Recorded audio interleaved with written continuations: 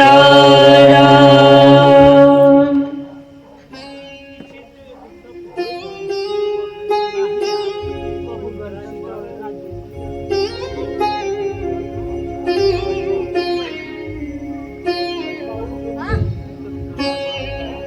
पूर्व प्रसंग में हम और आपने श्रवण किया था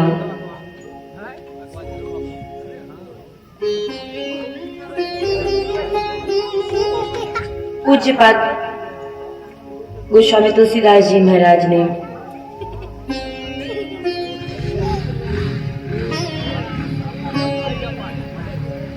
इस जड़ चेतन रूपी संसार को श्री सीता रामचंद्र जी के स्वरूप में प्रणाम किया।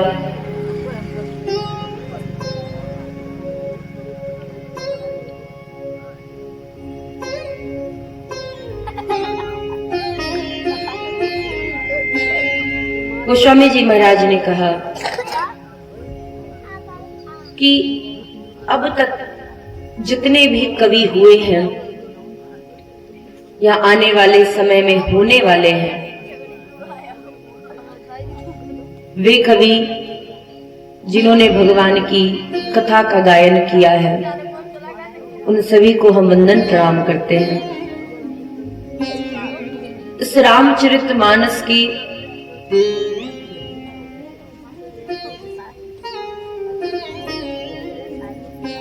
जो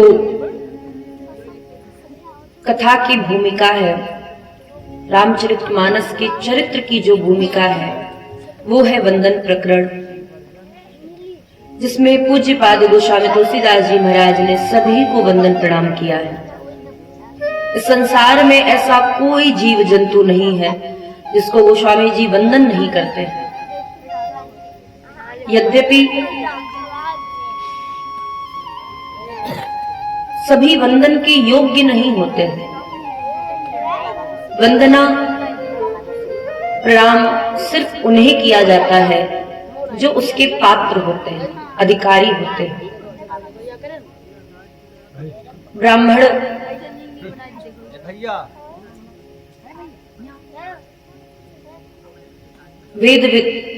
वेदों का ज्ञाता है, विद्वान है, तो सारा संसार उसे प्रणाम करता है। किंतु अगर वह केवल ब्राह्मण है तो उसे केवल गांव के लोग ही प्रणाम करते हैं। पात्रता के अनुसार प्रणाम किया जाता है। हर व्यक्ति के सामने सिर झुकता भी नहीं है। परंतु पूज्यपाद गोस्वामी तुलसीदास जी महाराज ने सभी को वंदन किया, प्रणाम किया। खल परिहास होई हित मोरा, काक कहाई कलकंठ कठोरा। गोस्वामी जी ने कहा, कौआ कोयल की बड़ी निंदा करता है, जब देखो बोलती रहती है, जब देखो तब गाती रहती है। और कौआ जितनी कोयल की निंदा करता है, कोयल की उतनी ही प्रशंसा होती। कहते हैं महाराज, निंदा करने से जिस व्यक्ति की हम निंदा करते हैं उसके अवगुणों को हरण कर लेते हैं। इसलिए जो बहुत ज्यादा निंदा करता है ना लोगों की, उस पर कभी विश्वास नहीं करना चाहिए। जो हर पल,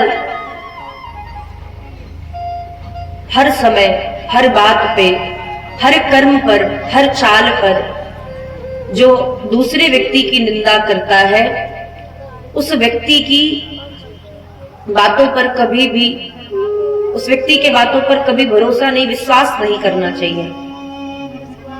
क्योंकि अगर वो किसी और की निंदा कर रहा है तो कल को वो सामने वाले की जिससे निंदा बता रहा है उसकी भी निंदा करेगा। और निंदा करने से जो हमारे पुण्य प्रताप है वो धीरे धीरे करके चले जाते हैं।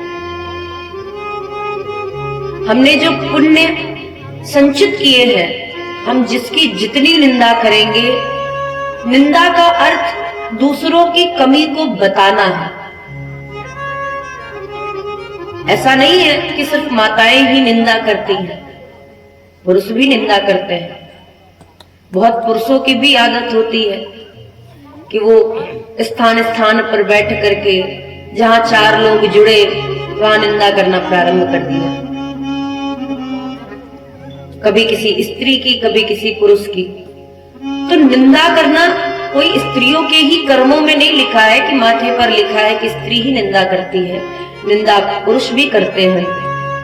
किंतु निंदा करने वाला जो व्यक्ति है वह निश्चित ही इस संसार में अपने पुण्यों को खो देता है। इसलिए गोस्वामी जी महाराज भी कहते हैं और शंकर भगवान ने भी कहा है, पर निंदा सम अघ नगरी सा। हमने कल आप सभी से चर्चा की थी, अघ, जो जानबूझ करके पाप किया जाए उसे अघ कहते हैं। इसीलिए शंकर भगवान कहते हैं, पर निंदा सम अघ नगरी सा।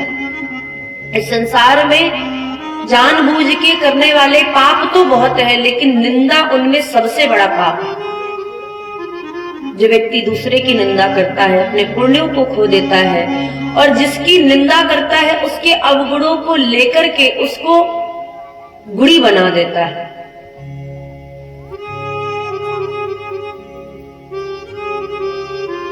इसीलिए वो दोहा बड़ा प्रसिद्ध है कि निंदक नियरे राखिए आंगन कुटी छवाए। निंदकों को अपने पास रखिए। ऐसे नहीं कहा गया, निंदक जो होते हैं, अगर हमारे निंदक हैं, हमारे आसपास के निंदक हैं, तो वे समस्त निंदक हमारे अवगुणों का हरण कर लेते हैं। इसलिए निंदकों को पास में रखना चाहिए। गोस्वामी जी ने कहा, अगर इस रामचरितमानस की कोई निंदा भी करेगा, कोई परिहास भी करेगा, मजाक भी उड़ाएगा, तो इसका उतना ही प्रचार होगा। कैसे होगा? बोले महाराज, कौवा कोयल को बड़ा कठोर कहता है, और वो उतना ही ज्यादा, कौवा किसी पेड़ पर बैठ जाए महाराज, जैसे ही पेड़ पर बैठता है तो लोग ईंटा लेकर के, कंकड़ पत्थर लेकर के भगा देते हैं, और कोयल बैठती है तो लोग पेड़ के पास में जाके, नजदीक में जाकर के, वृक्ष के नजदीक जाकर के उस कोयल की मधुर आवाज को, ध्वनि को सुनते हैं और भगाते नहीं है, पास में जाकर के श्रवण करते हैं उस कोयल की आवाज को। तो काक कहीं कलकंठ कठोरा, ऐसे ही मेरी इस राम कथा को, इस चरित्र को, जो मैंने इस मानस की रचना की है, इसकी लोग निंदा तो करेंगे, किंतु खल परिहास होई हित मोरा। गोस्वामी जी महाराज कहते हैं, महाराज, स्त्री चाहे कितनी भी सुंदर क्यों ना हो, विवाह हो गया और उसने खूब श्रृंगार किया हो, 16 श्रृंगार कर लिए हो, चाहे 64 श्रृंगार कर लिए हो, लेकिन माथे पर अगर उसके सिंदूर नहीं है तो वह स्त्री शोभाहीन है। स्त्री के लिए, अच्छा, श्रृंगार भी केवल स्त्री के लिए, पुरुषों के लिए तो है ही नहीं। इस जगत में जितनी श्रृंगारे की परिभाषाएं हैं वो सब स्त्री के लिए है। श्रृंगार का स्वरूप ही है स्त्री। स्त्री को श्रृंगार और श्रृंगार को ही स्त्री कहा गया है। गोस्वामी जी ने कहा, स्त्री चाहे कितना भी श्रृंगार करे, अगर उसने सिंदूर नहीं लगाया तो उसका पूरा श्रृंगार व्यर्थ है। ऐसे ही कवि कितना भी श्रेष्ठ क्यों ना हो, उसकी वचन रचना कितनी ही निपुण क्यों ना हो, वो अनेकानेक शब्दों में कितना ही विद्वान क्यों ना हो, कवित्व कितनी ही सुंदर क्यों ना कहता हो, किंतु अगर उसकी कविता में राम नाम नहीं है तो उसकी कविता उस स्त्री की तरह है जिसने श्रृंगार तो खूब किया लेकिन सिंदूर नहीं भरा, और वो बिना सिंदूर के अपूर्ण है। इसलिए मेरी कविता चाहे कैसी भी हो, मैंने बहुत छंदो पांग्य विधि से इस रामचरितमानस की रचना नहीं की, लेकिन जितनी भी की है वो सब राम जी के लिए ही की है। अवधी भाषा में है, भविष्य पुराण में भी कहा गया है, और कई उपनिषद में भी यह वर्णन आया। याज्ञवल्क्य जी महाराज भी कहते हैं कि आने वाले समय में, कलयुग में, जब धर्म की हानि हो रही होगी, लोग नाना प्रकार के पंथ को देख रहे होंगे, सुन रहे होंगे, नाना प्रकार के पंथ प्रकट हो जाएंगे, क्योंकि धर्म तो महाराज एक ही है, वो है सत्य सनातन धर्म। लोग कहते तो जरूर है कि वो दूसरा धर्म है, वो तीसरा धर्म है, ये हिंदू धर्म है, वो दूसरा धर्म है। नहीं, धर्म का पहले अर्थ समझिए। धर्म किसे कहते हैं? जिस धर्म को लेकर के व्यक्ति हमेशा सत्य की राह पर चले, परोपकार की राह पर चले, भगवत धर्म की राह पर चले, स्वार्थ को छोड़ करके परमार्थ का ही ध्यान करे, उसे धर्म कहते हैं। किसी ने कहा महाराज हिंदू धर्म में तो दूध बहाने का बड़ा नियम है, लोग शंकर भगवान पे जाते हैं, व्यर्थ का दूध बहाते हैं। अरे महाराज हमारा धर्म इतना सुंदर है कि हम दूध ही बहाते हैं, कम से कम खून तो नहीं बहाते हैं। हमारा धर्म इतना सुंदर है कि हमारे इस पूरे संसार में जो भी जड़ चेतन है, सब में हम भगवान को देखते हैं। हमारे लिए पीपल का वृक्ष भी भगवान है, बरगद का वृक्ष भी, माताएं बरगद की पूजा करती हैं, जिसे बरगदाई कहीं कहीं कहा जाता है। बरगद में भी देवता, पीपल में भी देवता। इस संसार में जितनी नदियां हैं सब हिंदू सत्य सनातन धर्म से जुड़ी हैं। हम उन्हें भी देवी मानते हैं, चाहे वो गंगा जी हो, चाहे वो यमुना जी हो। भारत की जितनी भी नदियां हैं सब हमारे लिए वंदनीय है, पूजनीय है, सबकी अलग अलग महिमा है। हमारे यहाँ विषधर सर्प को भी पूजा जाता है, और अगर कहीं गलती से किसी के घर में निकल आए तो हाथ जोड़ करके प्रार्थना की जाती है कि नाग देवता चले जाओ यहाँ से। जानते हैं कि अगर इसने किसी को काट लिया तो वह व्यक्ति जीवित नहीं बच सकता है, जब तक उसे अस्पताल लेके जाएंगे तब तक तो वो भगवान के पास चला जाएगा, लेकिन फिर भी प्रार्थना की जाती है। हमारे सत्य सनातन धर्म में चाहे वो नदी हो, अरे महाराज घर में अच्छे अच्छे कपड़ों को काट देने वाले चूहे को भी हम नमस्कार करते हैं।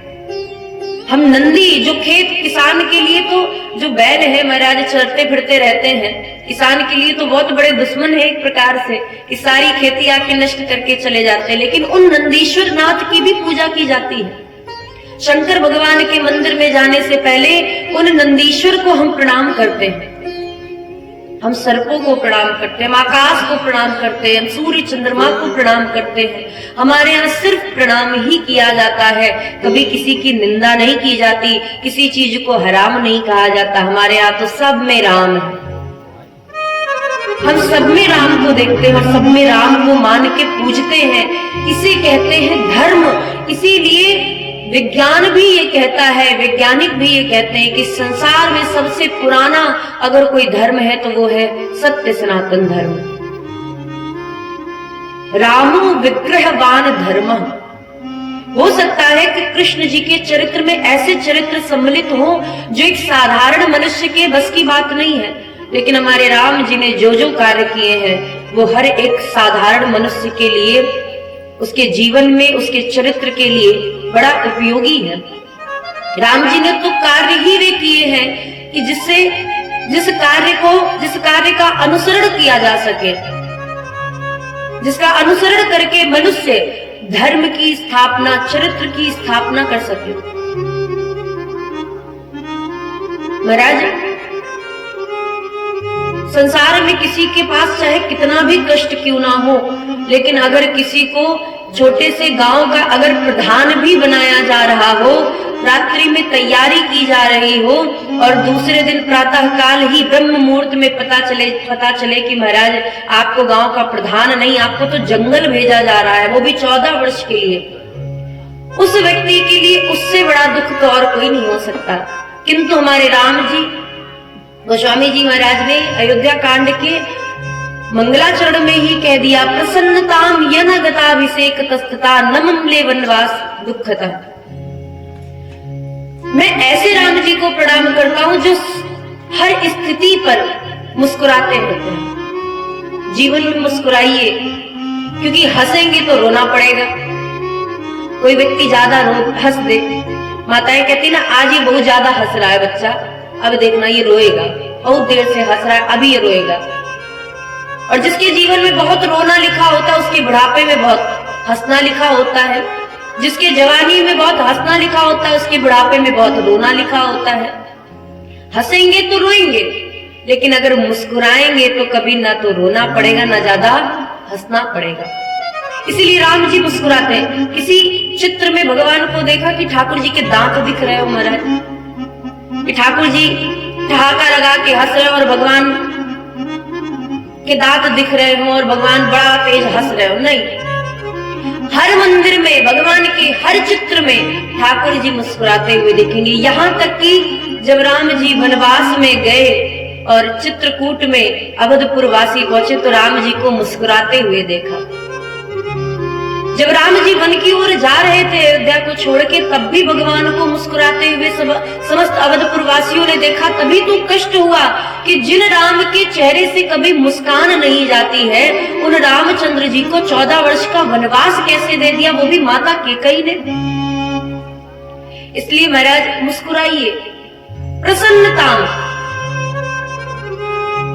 जिनके चेहरे पर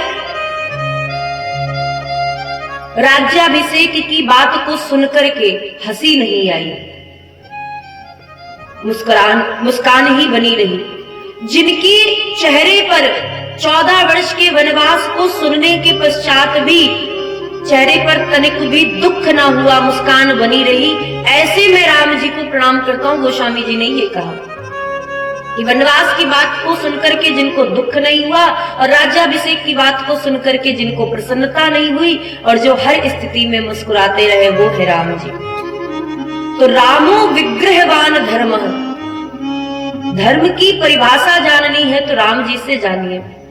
रावण ने जिनकी भार्या का हरण कर लिया, उसको भी 2 बार समझाने के लिए भेजा, एक बार हनुमान जी के माध्यम से और एक बार अंगद जी के माध्यम से, कि महाराज जाओ एक बार समझा दो, क्या पता रावण की बुद्धि खुल जाए और माफी मांग ले तो हम निश्चित ही उसे शरण में आया हुआ देख माफ कर देंगे। अरे जिन्होंने रावण जैसे विधर्मी के भाई को भी शरण में आते देख हृदय से लगा लिया, दोनों हाथ दोनों भुजाएं फैलाई और फैला करके हृदय से लगाया, भरत को शरण में नहीं जाने दिया।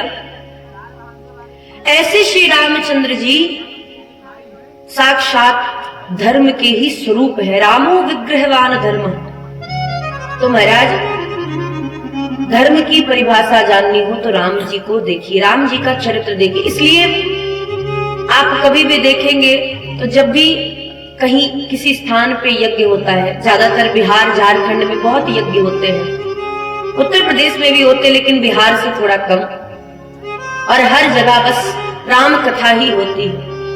क्योंकि हम यज्ञ नारायण भगवान के माध्यम से 33 करोड़ देवताओं को प्रणाम करते हैं, तो अपने जीवन में ये कामना करते हैं कि राम जी के चरित्र से हमें कुछ जानने का अवसर मिले, इसलिए राम जी के चरित्र को ही सुनते हैं, राम कथा ही होती है। भागवत कथा तो एक मार्ग है। कैसा मार्ग? बोले भागवत कथा मोक्ष को प्राप्त करने का मार्ग है, मुक्ति मिल जाने का मार्ग है, लेकिन राम कथा जीवन जीने का मार्ग है। जिसने जीते जी मुक्ति नहीं पाई, उसको मृत्यु के बाद भी मुक्ति नहीं मिलती है। अब कोई धुंधकारी की बात लेके बैठ जाए तो महाराज धुंधकारी जी के पास तो गोकर्ण जैसे संत थे, आत्मदेव जैसे उनके पिता थे। अब हम धुंधकारी की तो तुलना अपने से नहीं कर सकते कि महाराज धुंधकारी को तो मुक्ति मिल गई, क्यों क्या हमें नहीं मिल सकती? हमने तो धुंधकारी से कम पाप किए। लेकिन कहते हैं महाराज सांसें चलती रहे और कामना खत्म हो जाए तो समझ लो मोक्ष प्राप्त हो गया, मुक्ति मिल गई। और सांसें बंद हो जाए और कामना हृदय की खत्म ना हो तो भी महाराज मुक्ति नहीं मिलती, उसे मुक्ति नहीं, उसे मृत्यु कहते हैं। इसलिए कभी भी इस कामना से भागवत कथा नहीं सुननी चाहिए कि महाराज अब बुढ़ापा तो आ ही गया, जीवन में जितने पाप किए भागवत कथा सुनेंगे तो मुक्ति मिल जाएगी। ऐसा नहीं होता है, सबके बस की बात नहीं है। बच्चा अगर कक्षा 1 से काखा गागा अंगा पढ़ेगा, ABCD पढ़ेगा, 1 2 3 पढ़ेगा, तब वो 12वीं कक्षा को पास करेगा। अब सोचो महाराज, बच्चा तो बड़ा तेज है, बुद्धि तो बड़ी तेज है, बड़ा हो जाएगा 15-16 साल का, 18 साल का, तब सीधा उसे 12वीं कक्षा में डाल करके नाम लिखवा करके पास करवा देंगे, तो बच्चा कभी पास होने वाला नहीं है। क्यों नहीं होगा? बुद्धिमान चाहे कितना भी हो, संसार की बातें उसने चाहे कितनी भी याद कर ली हो, कंठस्थ कर ली हो, लेकिन वो 12वीं कक्षा में 18 की उम्र तो छोड़ो महाराज, अगर वो 35 की उम्र का भी हो जाए तो कक्षा 10 भी पास नहीं कर सकता है, क्योंकि उसने कभी अभ्यास नहीं किया, कभी प्रैक्टिस नहीं की। तो आप विचार करो, जिसने बचपन से कभी अभ्यास नहीं किया, जिसने कभी बचपन से ABCD नहीं पढ़ी, कखा गंगा अंगा नहीं पढ़ा, वो 10वीं क्या वो 5वीं भी पास नहीं कर सकता है। अब आप विचार करो कि जिसने जीवन भर राम जी का नाम नहीं लिया, जिस व्यक्ति ने जीवन भर कभी एक माला उठा करके राम नाम की नहीं जपी, क्या उसके बुढ़ापे में भागवत कथा सुनने से उसको मुक्ति मिल जाएगी? क्या उसका कथा सुनने में मन लगेगा? पूजा करने के लिए क्यों कहते हैं संत, क्यों कहते हैं बैठ करके पूजा करो? इसलिए कि जब हमारे बैठने की आदत होगी तो हम बुढ़ापे में बैठ करके भजन तो कर सकेंगे। अब आपको तो कुर्सी मिल गई महाराज, कंबल ओढ़ करके बढ़िया हाथ जेब में डाल के बैठे। हमारी माताओं को देखिए, सबके अलग अलग पोज बने हैं महाराज, कोई सुखासन पे नहीं। हम ये नहीं कहते कि आप बैठ ही जाओ महाराज, अब जवानी में बैठे नहीं, बुढ़ापे में ऐसे ही बैठे रह गए। तो जब सुखासन में पालथी मार के कभी बैठे नहीं, तो बुढ़ापे में बैठेंगे तो कमर नहीं दर्द होगी, वो तो स्वाभाविक है महाराज। इसीलिए संत कहते हैं कि एक स्थान पे बैठ के नित्य प्रति कम से कम नहीं तो आधे घंटे एक आसन पे बैठ करके पूजा करो। आप अयोध्या जी में कभी देखेंगे, चाहे 5 साल का बालक हो, चाहे 15 साल का बालक हो, जब वह वेद मंत्र का पाठ करता है तो गुरुजी सबसे पहले जो उसका नियम है वो ये कहते हैं कि भैया सुखासन पर बैठो, पालथी मार के बैठो, और जितनी देर वेद मंत्र का पाठ करो पढ़ो, तब तक उतनी देर तक आपको जमीन पे बैठ के।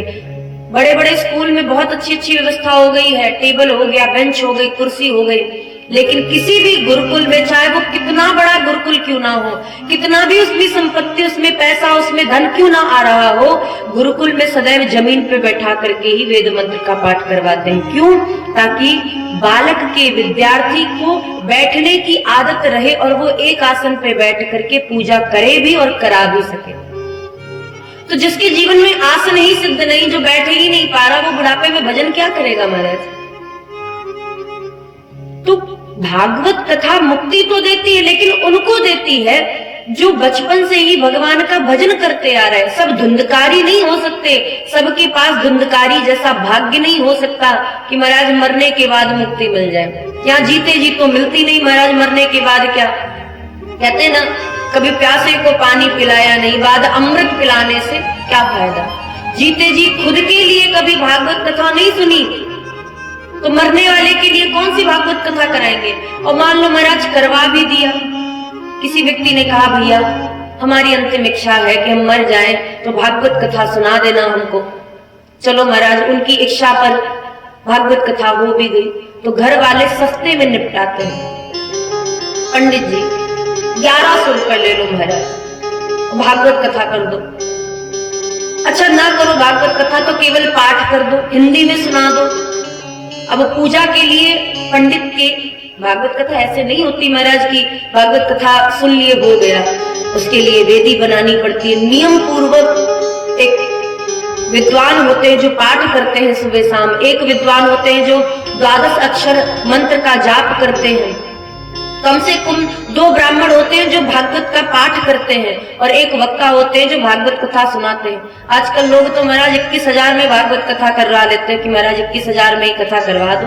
पूजा की सामग्री से मतलब नहीं, जहां महाराज पुष्प चढ़ाना है वहां अक्षत चढ़ा दो, जहां फल चढ़ाना है वहां मिठाई चढ़ा दो, जहां दीपक जलाना है वहां धूप बत्ती जला दो, जहां दूध चढ़ाना है वहां महाराज जल चढ़ा दो, जहां यज्ञोपवीत चढ़ाना है वहां कलेवा चढ़ा दो, जहां वस्त्र चढ़ाना है वहां कलेवा चढ़ा दो। ऐसे पूजा नहीं होती महाराज, ऐसी मुक्ति नहीं मुक्ति, पूजा तो हो जाएगी, पंडित जी तो करवा ही लेंगे महाराज, पंडित जी तो कह देंगे कि हाँ हाँ ठीक है, अच्छा चलो कोई बात नहीं, लेकिन उसका जो फल है वो पंडित जी को नहीं मिलेगा, उसका पाप पंडित जी को नहीं लगेगा, उसका पाप तो जजमान को ही लगेगा। तो मरने के बाद इतने सस्ते में जब मरने वाले की मुक्ति कराई जाएगी तो क्या उसे मुक्ति मिलेगी? बोले महाराज सस्ते में करा दो। इसीलिए मरने के बाद कौन पुत्र मुक्ति कराएगा कि नहीं कराएगा इस सहारे मत रहो महाराज।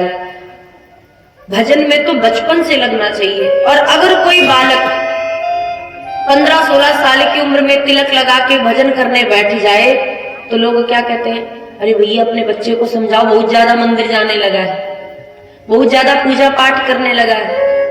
देख लो कहीं बाबा जी ना हो जाए, कहीं संत ना, चोर ना हो जाए, डाकू ना बन जाए, जुआरी ना हो जाए, शराबी ना हो जाए, उसकी चिंता नहीं है महाराज।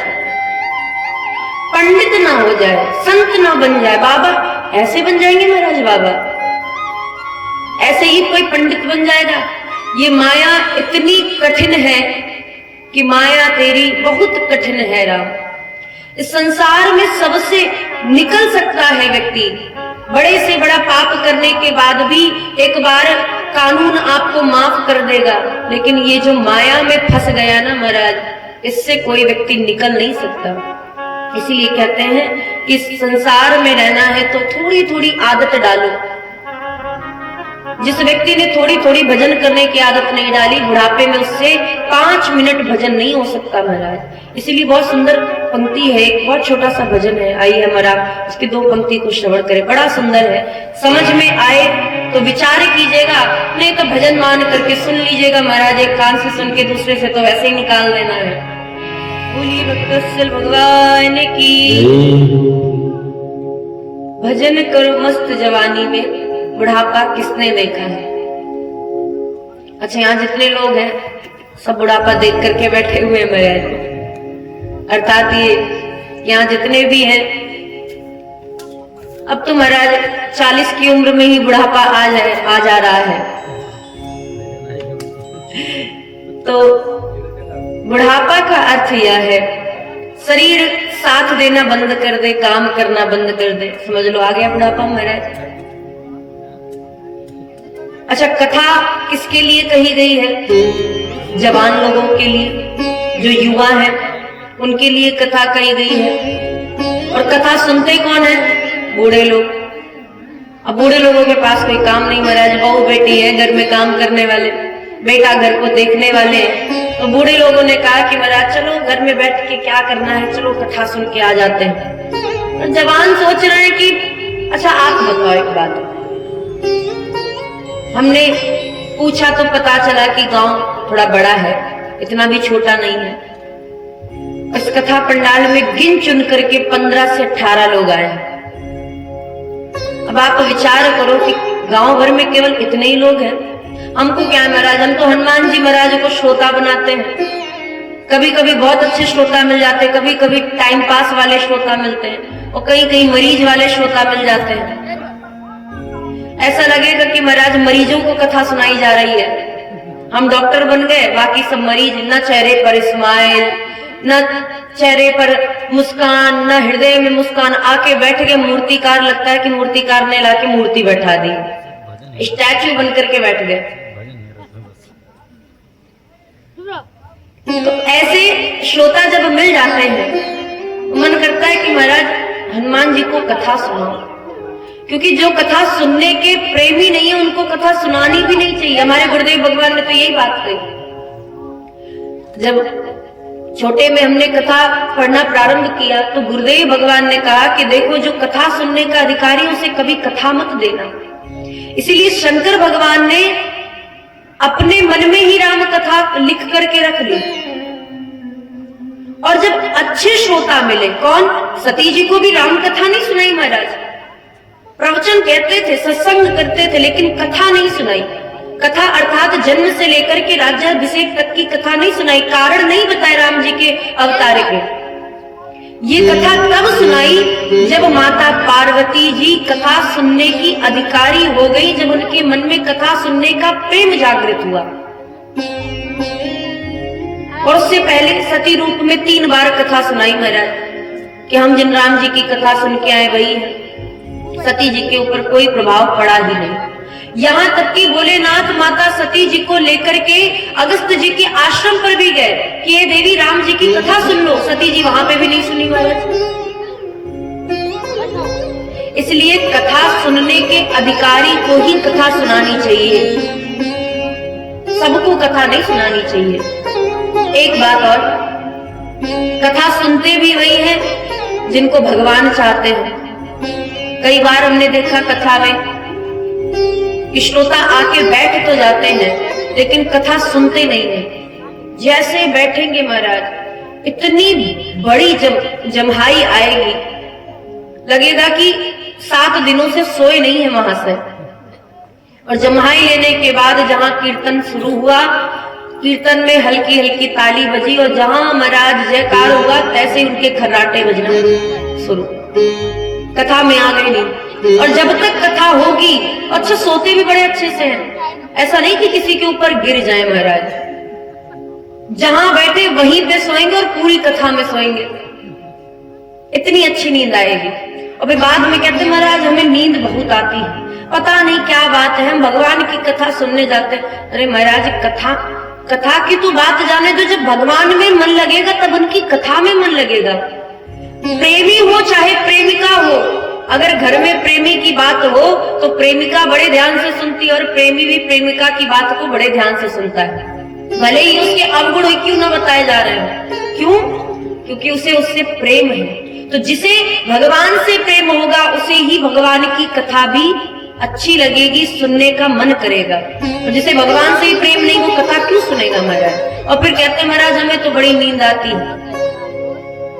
क्यों नींद आती है? क्योंकि हमारे पूर्व जन्म के पाप एकत्रित हो जाते हैं, इसलिए नींद आती है। ठाकुर जी नहीं चाहते कि ये व्यक्ति कथा सुने, क्योंकि मुझसे ही प्रेम नहीं है तो वो कथा क्या सुनेगा, इसलिए उसको नींद आ जाती है। तो कहने का तात्पर्य इस इतने बड़े गांव में इतने ही लोग नहीं है महाराज। कितने लोग हैं अब तो आप जाने महाराज की कितने श्रोता हैं। लेकिन जब लगेगा कि लाओ महाराज अब सारा घर का काम हमने खत्म कर लिया है, तैयार भी हो गए, घर का एक एक काम निपट गया है, तब चलो चलते हैं महाराज। तैयार होते हैं, यहाँ आधी कथा हो चुकी है महाराज। अब व्यक्ति सोच रहे हैं, विचार बना रहे हैं कि चलो चल के कथा सुन ली जाए।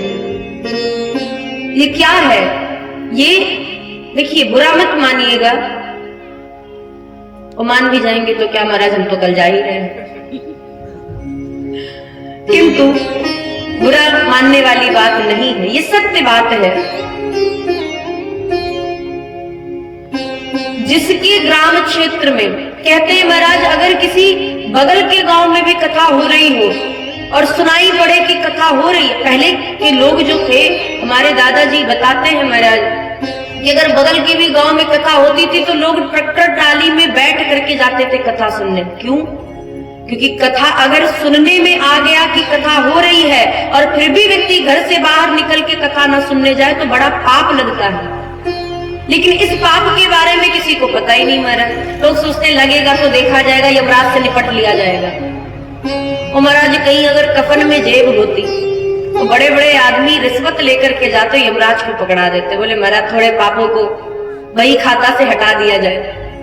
वो तो कहो कफन में जेब नहीं होती है महाराज। कहने का तात्पर्य ये भी पाप है। 32 प्रकार के नामापराध बताए गए हैं महाराज, 32 प्रकार के। उनमें से आपको 2 से 3 पाप पता होंगे कि भगवान को अपशब्द नहीं कहना चाहिए, मंदिर में जाके बात नहीं करनी चाहिए। आजकल तो वो भी लोग भूल चुके हैं। मंदिर में बैठेंगे तो और बातें याद आएंगी, कथा में बैठेंगे तो और बातें याद आएंगी। 32 प्रकार के नामापराध हर व्यक्ति अपने जीवन में करता है और उसे इससे बचने की आवश्यकता है। आपके गांव में एक दिन, आज तो अग्नि मंथन था, अग्निदेव प्रकट हो चुके हैं। सूर्यदेव, चंद्रदेव और अग्नि इस कलयुग में साक्षात देवता है। सूर्य की किरणें पड़ जाए तो व्यक्ति पवित्र हो जाता है। अग्नि में अगर आपके धन से निकला हुआ अंश पड़ जाए तो आपका धन पवित्र हो जाता है। अग्नि और ब्राह्मण, अग्नि और ब्राह्मण भगवान के मुख से प्रकट है, इसलिए धन को शुद्ध करना हो तो ब्राह्मण को भोजन कराइए और अग्नि में आहुति दीजिए, धन पवित्र होगा। कहते महाराज अगर ब्राह्मण ने भोजन कर लिया और पेट में हाथ फेरते हुए आहा कर दिया, आहा महाराज, तो समझ लो भगवान प्रसन्न, और अग्नि में स्वाहा कर दिया तो समझ लो भगवान प्रसन्न। तो ब्राह्मण के मुख से निकला हुआ आहा और अग्नि में निकला हुआ स्वाहा दोनों ही भगवान को पसंद करने वाला है। तो अग्निदेव, सूर्यदेव, चंद्रदेव ये प्रत्यक्ष देव है। आपके गांव में, क्षेत्र में यज्ञ नारायण भगवान 33 करोड़ देवताओं को आवाहन किया गया है, आवाहित किए गए, आवाहित देवता है। आवाहित मतलब बुलाए गए हैं। मंत्रों में इतनी शक्ति है कि एक ब्राह्मण 33 करोड़ देवताओं को बुला लेता है महाराज। इसलिए ब्राह्मणों को भगवान से भी ज्यादा सम्मान देना चाहिए, ऐसा कहा जाता है, क्योंकि ब्राह्मण एक मंत्र से 33 करोड़ देवताओं को बुलाते हैं। अग्नि, आपने देखा होगा अरणि मंथन आज हुआ था, अगर जो लोग आए होंगे उन्होंने देखा होगा कि अरणि मंथन को सिर्फ मंथन के माध्यम से अग्नि प्रकट की जाती है, उसमें माचिस नहीं लगाया जाता महाराज, केवल मंथन से अग्नि प्रकट की जाती है। लकड़ी के घर्षण से अग्नि प्रकट हो जाती है। कैसे? कोई चमत्कार है? अग्नि में, लकड़ी में अग्नि होती है, सब लकड़ियों में तो अग्नि नहीं होती महाराज, कुछ लकड़ियों में अग्नि होती है।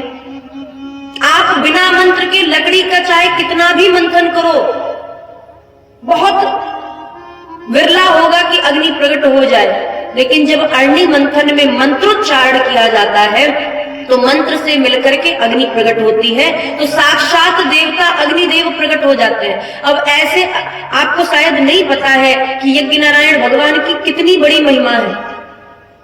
जैसे आप रुद्राभिषेक करते ना महाराज, ऐसे ही यज्ञ नारायण भगवान की भी महिमा है। अलग अलग वस्तुओं से रुद्राभिषेक किया जाता है, ऐसे ही अलग अलग वस्तुओं से यज्ञ नारायण भगवान की परिक्रमा की जाती है। हमने देखा महाराज कि कुछ माताएं, कुछ बहनें यज्ञ नारायण भगवान की परिक्रमा, तो क्या महाराज स्त्रियां लिखवा करके लेके आई है कि केवल स्त्रियां ही यज्ञ नारायण भगवान की परिक्रमा करेंगे, पुरुष नहीं कर सकते, बालक नहीं कर सकते? स्त्रियों के नाम लिखा गया है कागज पे कि तुम ही करोगी महाराज, ऐसा तो नहीं है। पुरुषों को भी यज्ञ नारायण भगवान की परिक्रमा करनी चाहिए। मीठे से करेंगे तो जीवन में मिठास रहेगी, धन से करेंगे, एक एक रुपए के सिक्के से करेंगे तो आपके जीवन में धन की बरकत होगी, धन आएगा, और धन ऐसा आएगा कि रुकेगा। बहुत लोगों के यहाँ धन आता है, एक तरफ से आएंगे महाराज, सैलरी आई, दूसरे महीने दुगनी सैलरी निकल गई। कभी वकील के पास, कभी डॉक्टर, अब महाराज यहाँ कोई वकील और डॉक्टर हो तो माफ कीजिएगा, कहने का तात्पर्य कि वह धन व्यर्थ चला जाता है। तो धन चाहिए, धन की कामना है तो नहीं ज्यादा हो तो एक एक रुपए के सिक्के से परिक्रमा कीजिए। घर के बालकों में बुद्धि चाहते हो तो दूर्वा से परिक्रमा कीजिए। घर में समृद्धि चाहिए, सुख शांति चाहिए, तो सुंदरता चाहिए तो पुष्पों से पूजा कीजिए, परिक्रमा कीजिए, एक एक पुष्प लेकर के परिक्रमा कीजिए। अगर घर में सुख समृद्धि चाहिए तो मिठाई की परिक्रमा कीजिए, मिठाई को लेकर के परिक्रमा करें। तो यज्ञ नारायण भगवान तो साक्षात देव है महाराज, और परिक्रमा करनी है तो 2-4 परिक्रमा नहीं, 11 परिक्रमा नहीं होती है, 7 परिक्रमा, 4 परिक्रमा, फिर 7 परिक्रमा, फिर 14 परिक्रमा, 14 से 27, 27 से 56, 56 से 108। फिर आप चाहो तो संकल्प ले लो कि 3 घंटे तक परिक्रमा करेंगे, 5 घंटे परिक्रमा करेंगे, 10 घंटे, यहाँ तक कि महाराज कुछ यज्ञ नारायण भगवान की उसमें हमने देखा है कि लोग 36-36 घंटे तक परिक्रमा करते हैं, एक एक घूंट पानी पीते हैं। और लघु शंका जाना रहता है तो भगवान से क्षमा प्रार्थना मांग करके लघु शंका होके हाथ पांव धुल करके फिर आते हैं, फिर परिक्रमा करने लग जाते हैं। 36 घंटे 48 घंटे तक लोगों ने परिक्रमा की। तो ये लोगों को पता ही नहीं है, सोचते रहे महाराज हो रही है, ये तो हर साल की बात है, जाएंगे तो पैसे देने पड़ेंगे। जो महाराज आपके घर में अगर आपको सुनने में आए, इसीलिए निमंत्रण दिया जाता है, घर घर में निमंत्रण दिया जाता है कि भैया कथा होने जा रही है, आना जरूर। क्यों बुलाया जाता है? इसलिए बुलाया जाता है कि आप भी उसका कुछ लाभ उठा सको।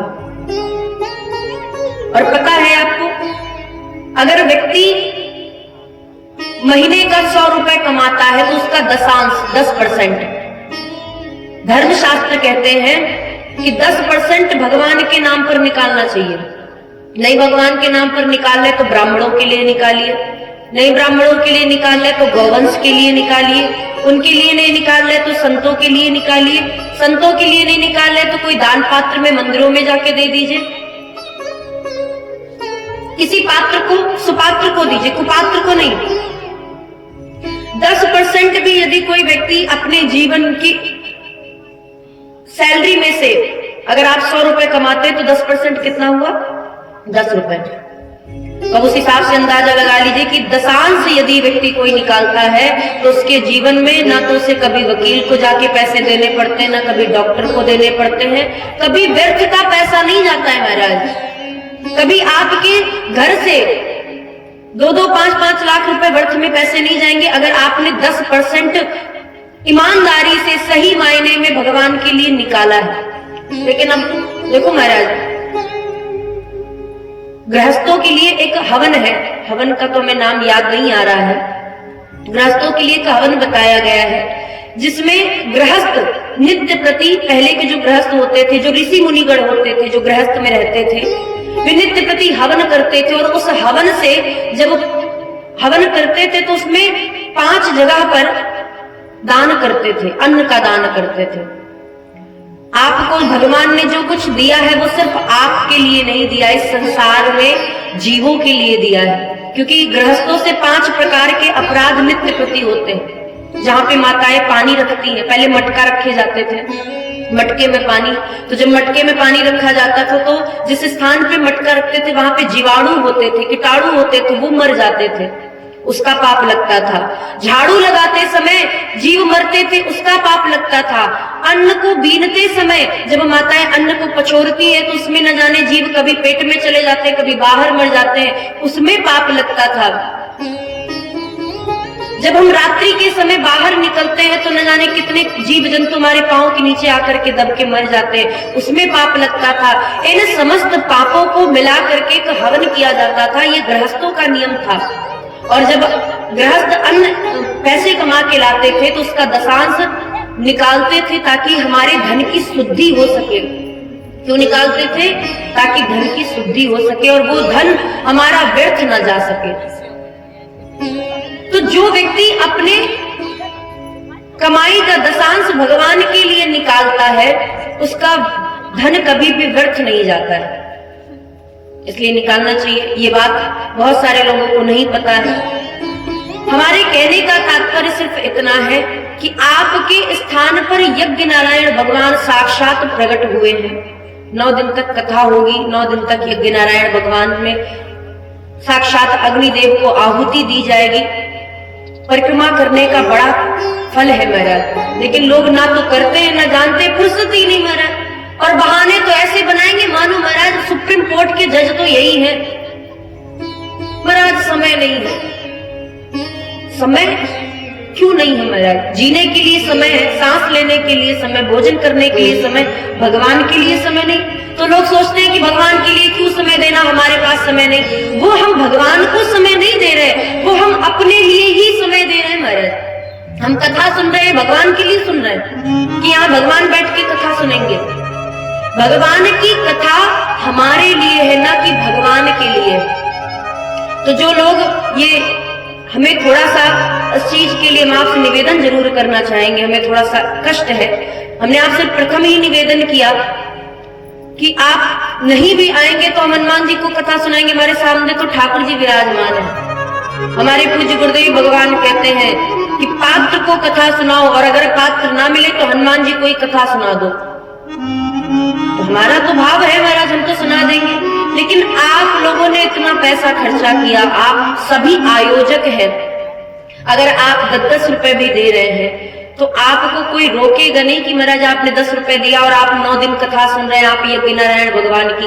परिक्रमा कर रहे हैं। ये तो आपके लिए ही हो रहा है, और अगर आप ही इसका लाभ नहीं उठाएंगे तो जो हमारे यहाँ पे हमारे आचार्य जी हैं, हमारे जो वैदिक विद्वान हैं, जिन्होंने भी इस कथा का मिलजुल करके जितने भी लोगों ने आयोजन करवाया, विचार किया, ये किसके लिए करवाया? हमारे लिए, अपने लिए, ये सब आपके लिए। इसी बात का हमें थोड़ा सा कष्ट है कि आप लोग कथा में नहीं आ रहे, कोई बात नहीं महाराज, लेकिन इसका पूर्ण लाभ उठाइए।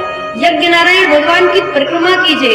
जिस स्त्री को अपने पति की लंबी आयु करनी है, वो श्रृंगार की सामग्रियों से, चाहे बिंदी का पत्ता ले ले, चाहे एक एक चूड़ी ले ले, श्रृंगार की सामग्रियों से यज्ञ नारायण भगवान की परिक्रमा करे। जिसको घर में समृद्धि भी चाहिए, सुख भी चाहिए, वो वस्त्र ले ले, उनसे परिक्रमा करे।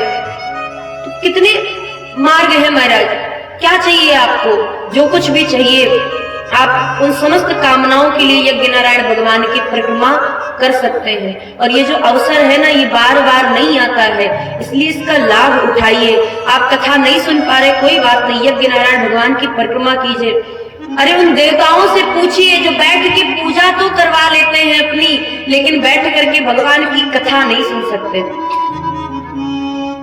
देवता आए सुखदेव जी के पास और आकर के हाथ जोड़ के कहने लगे, महाराज, राजा परीक्षित जैसा राजा इस संसार को दोबारा नहीं मिलेगा, इसलिए ये लीजिए, देवासुर संग्राम जैसे महायुद्ध से, महासंग्राम से निकला हुआ ये अमृत ले लीजिए। और अमृत का कलश दे दिया। इतना अमृत नहीं दिया महाराज, पूरा कलश उठा के दे दिया। ये कलश, ये अमृत का कलश आप परीक्षित को दे दीजिए। इस संसार को परीक्षित की आवश्यकता है, और ये कथामृत हमें दे दीजिए। सुखदेव जी ने डांट के भगा दिया। को कथा को सुधा लोके को काचा को मणि महान, कहां कथा और कहां ये तुम्हारा तुच्छ सा अमृत का कलश? तुम सौदा करने आए हो? तुम लोगों को कथा कभी नहीं मिल सकती, क्योंकि ये कथा स्वर्गलोक में अमृत आ गया, तो इस पृथ्वी पर भी तो अमृत होना चाहिए। तो इस अमृत, इस कलयुग में और इस पृथ्वी पे दो ही अमृत बताए गए हैं। एक गौ अमृत, गौ का जो दूध निकलता है वो दुग्धामृत, और दूसरा है कथामृत। इसलिए गौ के दूध को भी अमृत बताया गया और भगवान की कथा को भी अमृत बताया गया, जो सिर्फ यही मिलता है। आप ये भी मत सोचना महाराज कि स्वर्गलोक में कामधेनु है तो देवताओं को गौ का दूध मिलता होगा। कामधेनु सिर्फ कामनाओं को पूर्ण करने के लिए है, ना कि दुग्ध देने के लिए। इसलिए जब राम जी की बारात में देवता आए बराती बनके और मिथिला पहुंचे, तो मिथिला का तो दही महाराज प्रसिद्ध ही है कि उठा करके अगर दीवार पे फेंक के मार दिया जाए तो चिपक जाता है, इतना गाढ़ा और इतना स्वादिष्ट होता है आज भी। तो देवता राम जी की बारात में पहुंचे। अब दशरथ जी महाराज बैठे हैं गारी खाने के लिए कि राम जी के विवाह में अभी हमें गारी सुनने को मिलेगी, और देवता भोजन करने में लगे महाराज, दही चूड़ा पा रहे हैं। तो मिथिलानियों ने कहा, महाराज राम जी के बराती तो बड़े अजीब है। बोले क्यों? बोले यहाँ लोग गारी सुनने के लिए बैठते हैं और वो वहां दूध चूड़ा पा रहे हैं महाराज। इन लोगों को दही चूड़ा कभी मिला नहीं क्या? देवताओं ने कहा, इंद्रदेव ने कहा, भैया गारी तो बाद में भी सुन ली जाएगी, किसी से पूछ ली जाएगी, पहले यहाँ पे फोकस करो। बोले क्या है? बोले महाराज दही चूड़ा है, दूध से बना है, दूध की मिठाइयां हैं, दूध है, तस्मई है महाराज, इस पे ज्यादा ध्यान दो। बोले क्यों? बोले महाराज ये दोबारा नहीं मिलने वाला, सब कुछ मिलेगा स्वर्गलोक में लेकिन दूध नहीं मिलेगा, इसलिए दूध पर फोकस ज्यादा करो। और देवता लगे महाराज पाने। तो देवताओं को स्वर्गलोक में दूध नहीं मिलता है, ना दूध मिलता है, ना अमृत मिलता है। और ये कथामृत जब आपके नगर में, क्षेत्र में इस कथा की वर्षा हो रही है, तब आप रजाई में बैठ करके छुपे बैठे हुए महाराज की लाओ घर से ही कथा सुन ले, तब तो हो गया। ठाकुर जी भी कहेंगे ठीक है, तुमने घर से कथा सुन ली, हमने वैकुंठ से तुमको देख लिया, तुम भी धरती पे रहो 84 लाख योनियों में, हम भी यहीं अपनी जगह पे रहेंगे। बात बराबर हो गई महाराज। तुम अपने घर में खुश, हम अपने घर में खुश, तुम 84 लाख योनियों में रहो, हम क्षीर सागर में खुश। तो ये कथा बड़े भाग्य से मिलती है। आप लोग बड़े भागी हैं जो अवध प्रांत में रह रहे हैं, आप कथा को सुन रहे हैं, आप नित्य निरंतर राम जी के उस प्रांगण में हैं जहां पे कभी रामचंद्र जी ने जहाँ कहीं भी रामचंद्र जी का वो पूरा नगर होता था, आप उस क्षेत्र में है महाराज, इसलिए कथा सुनिए। कथा सुनने में आए कान में की कथा हो रही है और फिर भी आप कथा ना सुनो तो आपने अपराध कर दिया। मंदिर में बैठ करके भगवान की तरफ पीठ करने वाले को भी अपराध लगता है। कथा हो रही है और आपने व्यास पीठ की तरफ, व्यास आसन की तरफ पांव फैला दिया तो भी आपने अपराध कर दिया। हमने देखा है महाराज अयोध्या जी में मंदिरों में माताएं चिल्ला देती, ओ फलाने, ओ महाराज ठाकुर जी के मंदिर में चिल्ला रहे, इधर इधर आओ महाराज, चिल्ला चिल्ला के बुला रहे। मंदिर में नहीं चिल्लाना चाहिए, उसका भी अपराध है। मंदिर में बैठ के किसी की निंदा नहीं करनी चाहिए, उसका भी अपराध है। संत का नाम नहीं लेना चाहिए।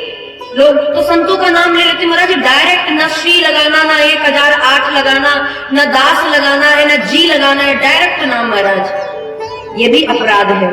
गुरु का नाम नहीं लेना चाहिए व्यर्थ में, अपराध है। गौ की निंदा नहीं करनी चाहिए, अपराध है। संत की निंदा नहीं करनी चाहिए, अपराध है। हरि और हर की निंदा नहीं करनी चाहिए, अपराध है। भगवान के मंदिर में बैठ करके किसी की चुगली नहीं करनी चाहिए, निंदा नहीं करनी चाहिए, ये भी अपराध है। और इस प्रकार 32 प्रकार के नामापराध बताए गए हैं। आपके गांव क्षेत्र में कथा हो और सुनने में आए कि बगल के गांव में कथा हो रही है, फिर भी व्यक्ति कथा सुनने ना जाए तो समझ लो आपने अपराध किया है। आप आइए कभी अयोध्या जी, वैसे तो अयोध्या जी में संत भी हैं, गृहस्थ भी हैं, लेकिन जब कथाएं होती हैं तो गृहस्थ से ज्यादा संत कथा सुनने जाते हैं, चाहे कोई भी कथा कहे महाराज। संतों को उससे तात्पर्य नहीं है कि कथावाचक कौन है, कथा व्यास कौन है, उससे अर्थ नहीं है, अभिप्राय नहीं है, तात्पर्य नहीं है। उन्हें तो केवल कथा से मतलब है। और जगह नहीं मिली तो कोई बात नहीं, हॉल के बाहर आए घास पे बैठ करके हाथ में माला लिए सीताराम जप रहे हैं और कानों से कथा जा रही है, लेकिन बैठेंगे वहीं।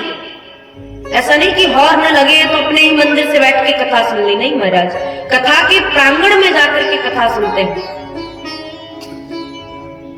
संत नियम छोड़ देंगे मंदिर जाने का, मंदिर नहीं जाएंगे महाराज। जो संत नित्य प्रति, चाहे बरसात हो, चाहे ठंडी हो, चाहे गर्मी हो, जो संत ठाकुर जी के दर्शन करने जाते हैं, अगर सुनते हैं कि कथा हो रही है तो ठाकुर जी के दर्शन को छोड़ करके कथा सुनने चले आते हैं। हनुमान जी महाराज जब जाने लगे ठाकुर जी साकेतपुरी में, साकेत लोक में, हनुमान जी से भी कहा कि आप क्यों बैठे हुए, चलिए। हनुमान जी ने कहा प्रभु इस धराधाम पर जब तक आपकी कथा रहेगी तब तक मैं यहीं पर रहूंगा, और जिस दिन आपकी कथा यहाँ से चली जाएगी, नष्ट हो जाएगी, खत्म हो जाएगी, कोई कथा सुनने वाला नहीं होगा, कोई कथा कहने वाला नहीं होगा, उसी दिन मैं आपके धाम को चला आऊंगा।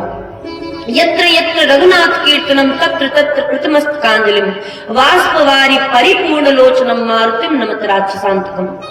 जिस स्थान पर भगवान श्री रामचंद्र जी की कथा हो रही हो, हनुमान जी महाराज आंखों में अश्रु लेकर के भगवान की कथा को सुनते हैं, कहने और सुनने आते हैं। हनुमान जी इसलिए कहते हैं महाराज कि श्रोता ना हो तो कोई बात नहीं, हनुमान जी को श्रोता बना के कथा कही जा सकती है। और हनुमान जी महाराज इतने बड़े वक्ता, राम जी महाराज की जिन्होंने कथा लिखी, जब वे कथा बैठ करके सुन सकते हैं तो हम और आप कौन सी महाराज, कौन से देश के प्राइम मिनिस्टर हैं जो हम कथा सुनने के लिए हमारे पास समय नहीं है। इसलिए कथा का कभी भी अपमान ना हो सके, कथा को श्रवण करें।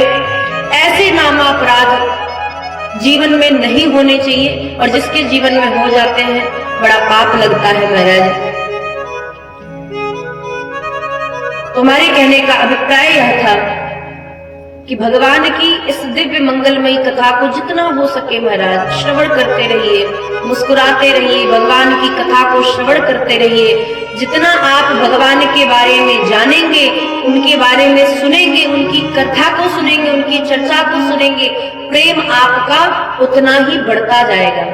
थोड़ा थोड़ा भजन कीजिए, 5-5 मिनट नित्य प्रति बैठिए, बैठ करके भजन कीजिए। जब कमर ही काम नहीं करेगी, साथ नहीं देगी, तो भजन कहां से होगा महाराज। इसीलिए संत जन कहते हैं कि 10 मिनट, 15 मिनट, 20 मिनट बैठ करके पूजा करनी चाहिए, भजन करना चाहिए।